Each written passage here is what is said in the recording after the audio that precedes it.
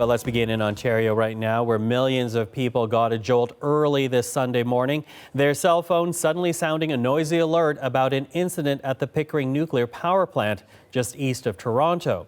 But later, the alert was cancelled, and in the meantime, there is a lot of concern about what was really going on. For the latest, we turn to our Lisa Shing just outside the Pickering plant beside Toronto. Well, Michael, the emergency alert went out just before 7:30 this morning. It gave a few details saying it affected residents living within 10 kilometers of the Pickering nuclear plant. It said there was an incident reported there, but that there was no reports of radiological activity and that residents didn't need to take any particular precaution. Now, less than an hour after that, we got confirmation this was indeed an alert that was sent in error. Now, we spoke with a nuclear expert who says Pickering nuclear plant is relatively safe.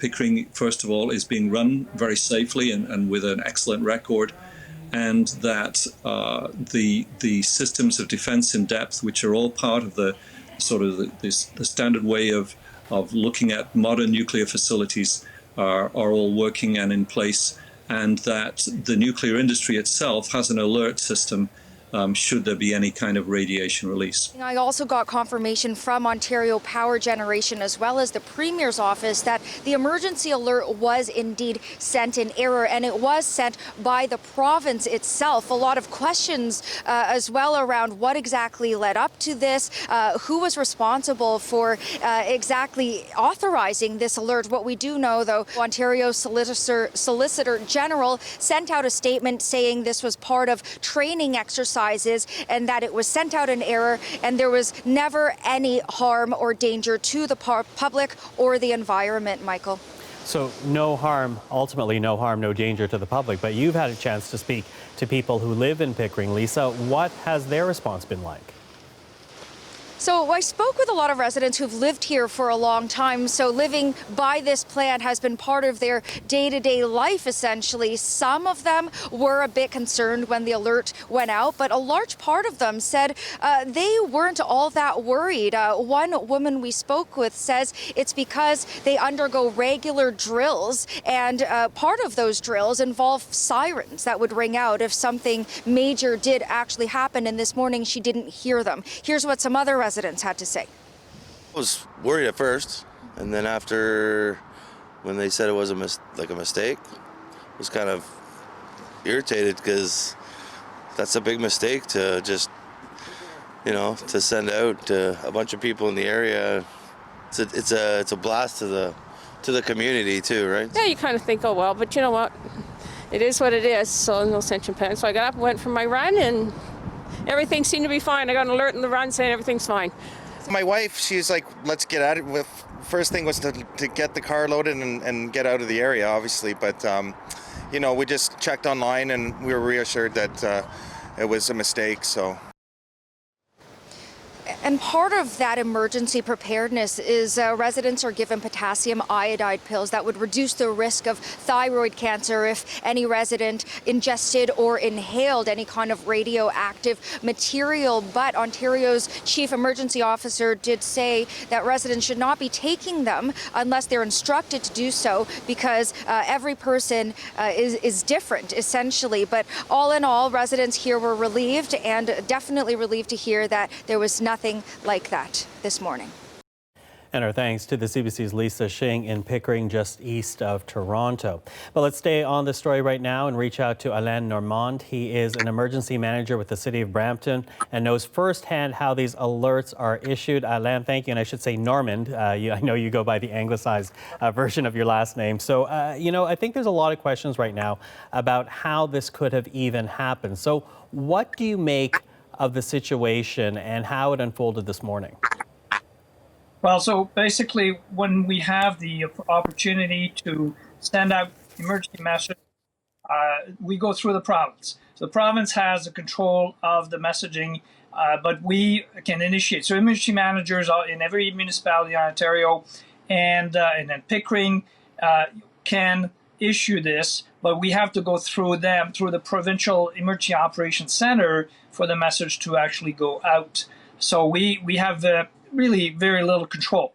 However, usually if I have something happening in Brampton, that's where I'm the emergency manager, and I can determine that this is only aimed at the citizens of Brampton, not the whole province. And then as part of my messaging, I make sure that that's what the province will be sending out so that they reach only the citizens of Brampton to let them know that there is something happening here. And that's what should happen.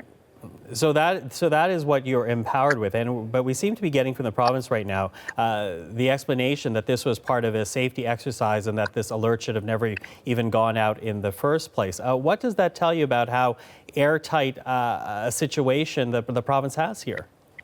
Right. Well, it's not the best conditions, and my main concern is that if we make too many mistakes with the system, people will not believe it anymore. It's going to lose its credibility. The system is good. It's a system that's there to alert people when there's a serious situation going on, a life-threatening situation going on in the area where they are. And the system has been built and it's good. But if we make mistakes in how we use it, then people are not going to believe it. And we already had a lot of Amber Alerts where now we're talking about children that are their lives are at stake, and people are complaining about that because they get called in the middle of the night.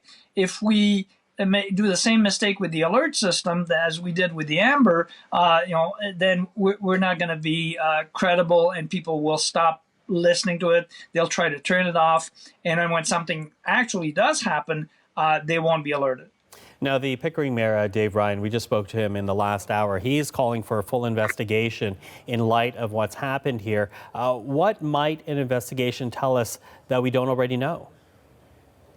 Well, I mean, we know that this is related to an exercise, a training exercise, but normally when we do exercises, we take precautions so that it stays within the group that is being exercised. It doesn't go outside.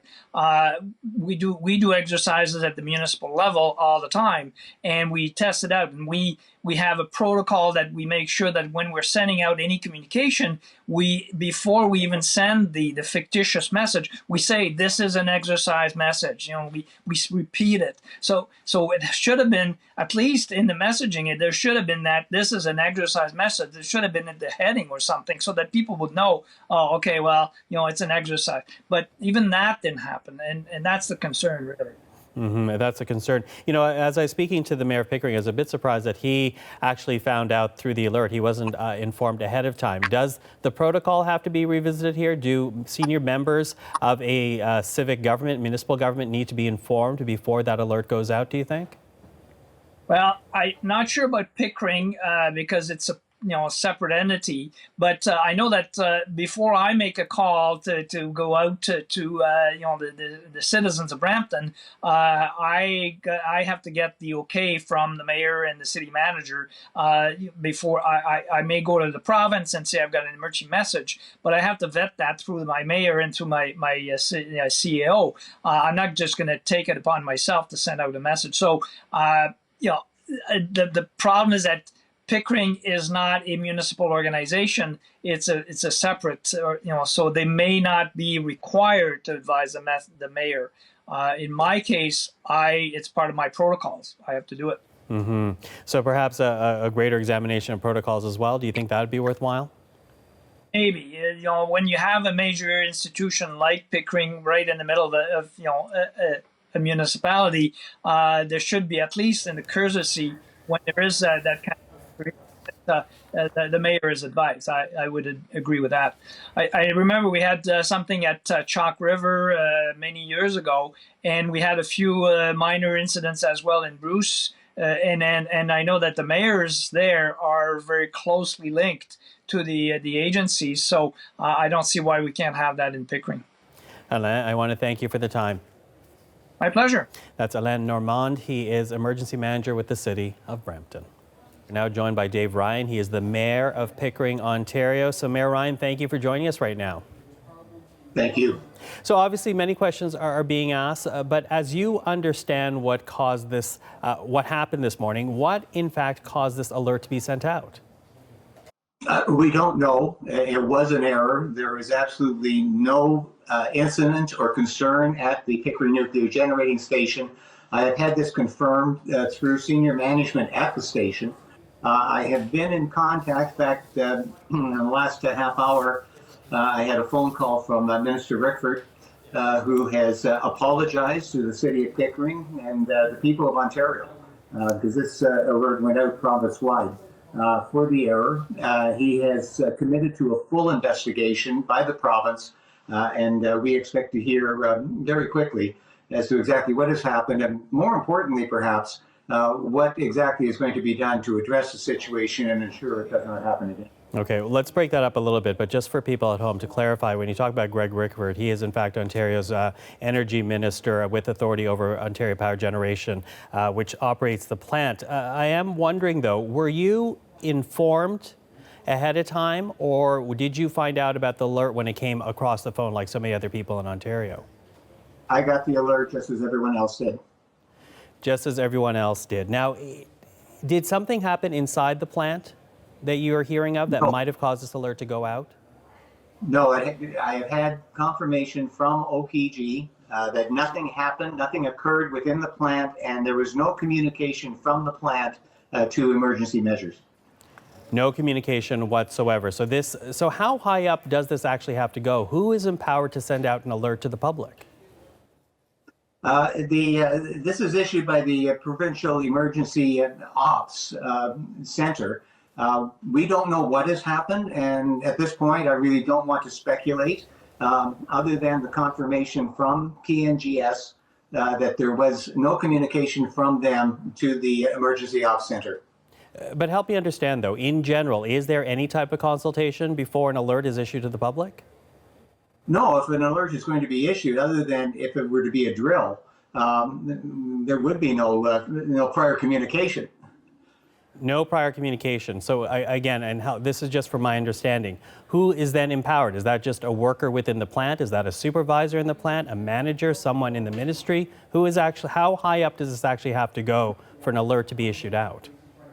That is something that will become clear through the investigation. I don't have that information at the moment. So the actual protocol is not clear to you?